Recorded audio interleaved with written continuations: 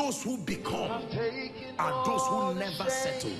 They know that there is always a better and greater version.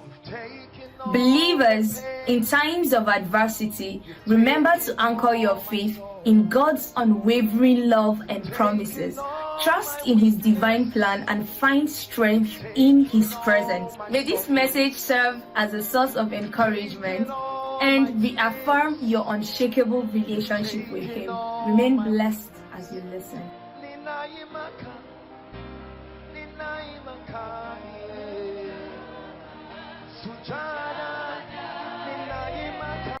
Listen, I know that sometimes we treasure the knowledge that we've had through the years because it came through sweat, through blood and pain. But you must be vulnerable to trust somebody with what you know. Everybody is not a deceiver, and everybody will not fail you. Do not allow your pain and your scars, don't allow the injury to affect you so much that you don't trust anybody.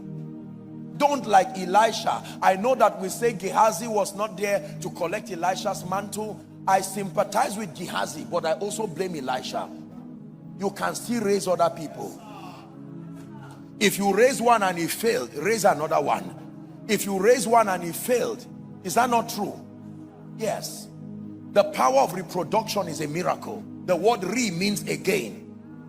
If a woman loses her pregnancy, respectfully speaking, there is hope that she can be pregnant again. If you raise somebody and he does not respect you, breaks your heart and goes, no problem, leave them in peace, they will reap what they have sown. You start again. Again is a powerful word.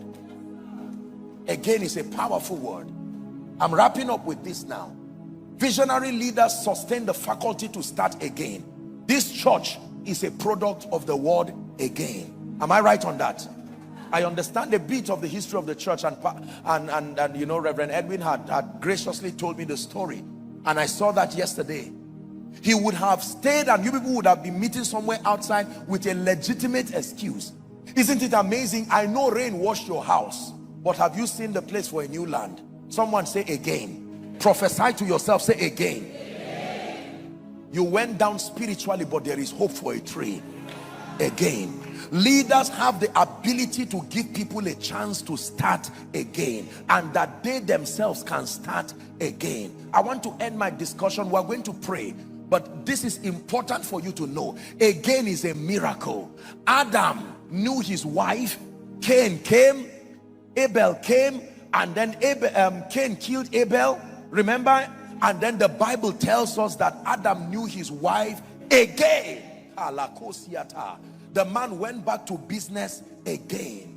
Samson, haven't lost your eyes and your hair, you still have hands, and you still have the God who gives all. You can go back again. Ruth, it is true that the first phase of your family life went down, lost your husband, lost your children, but you still have Naomi. Always be conscious of what you have left, because with what you have left, it is enough for that word again. You lost your job, but you still have wisdom. Start again. This is a prophetic word God is giving someone. You did ministry, but because you were wrongly mentored, you did a lot of things that you now know are not consistent with scripture. Don't sit beating yourself, crying forever. Yes, you once lived a wayward life. For God's sake, don't talk about Rahab the prostitute when she has become Rahab the woman of God.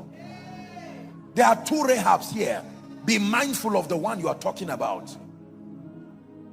Hallelujah. God gives us an opportunity to have the yesterday version of ourselves, today version of ourselves, and tomorrow version of ourselves. You can remain in your yesterday version, or you can take advantage of the mystery called again to evolve. Again means evolve. Again means strive for a greater version of yourself. Your yesterday version was not anointed, but hallelujah, thank God for Soul Conference 2023.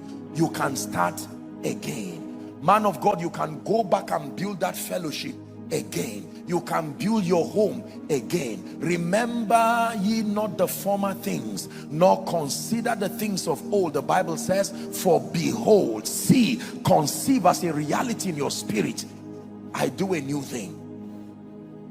In leadership, Reverend Edwin would attest to it, and every other leader here, there are moments where you will have to give people a chance. People will make mistakes.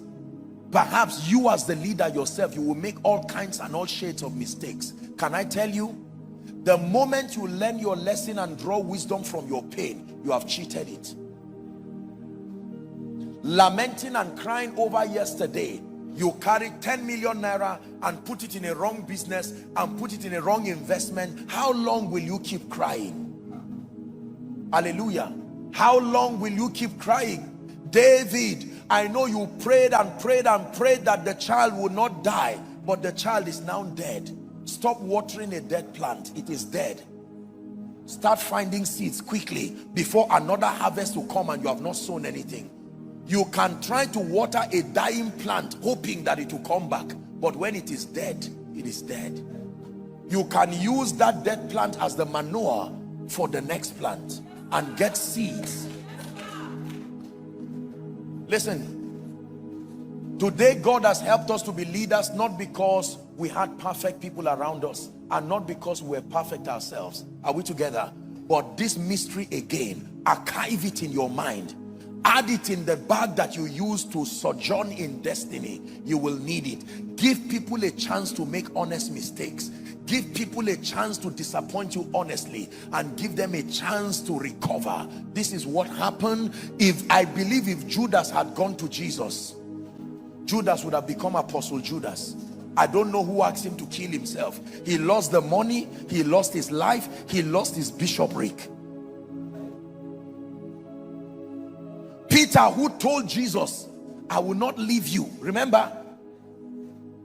He ran away, and because of his fear, he called a young girl woman because he was running away from Jesus. All in an effort to deny Jesus. But after all of that, he went back to fishing. And look at Jesus. I like the leader Jesus, not just the savior Jesus. Jesus is now back to life, and he goes to the seashore and says, little children, have you any catch? Not even recognizing it was him. He said, cast your net to the right side. And when they caught so much fish, Peter discerned, who else can do this kind of miracle?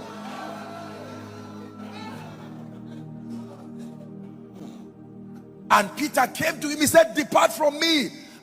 You've come to torture me now. You want to give me the memory of the last 72 hours. I betrayed you, I ran away, you invested in me. But give people a chance.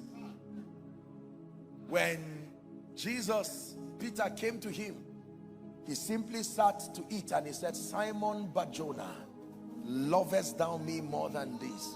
And Peter said, no, I made this mistake, I will not make it again. This man died for Jesus. Imagine understanding the Bible without Peter's contribution. Thomas, that you call doubting Thomas, I hope you know there is a book of Thomas. It was not canonized to become part of the 66 books, but my goodness, Bible history tells us that that man Thomas was a mighty man. He was powerful. One time, history tells us that he literally laid hands on someone to cast out a spirit, and a physical object came out of the person. Just because he doubted does not mean he was a doubter forever. We say doubting, he only doubted for one day. You, how many times have you done it? Let's be fair on the guy.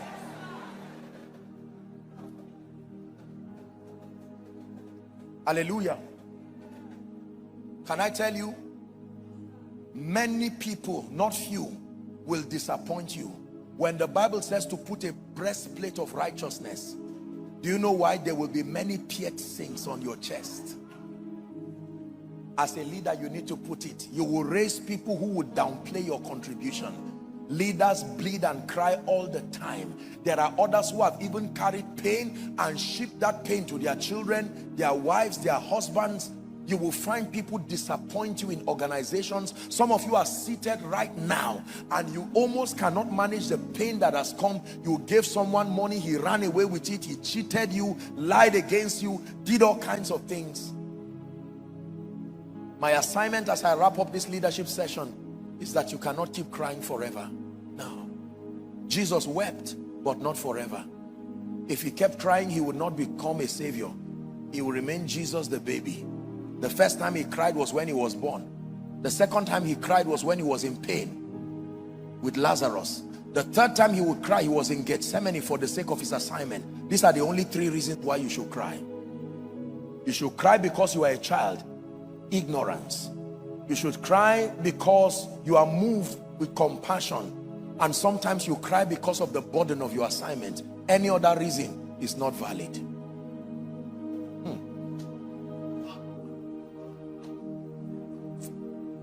Is this a good place to wrap up?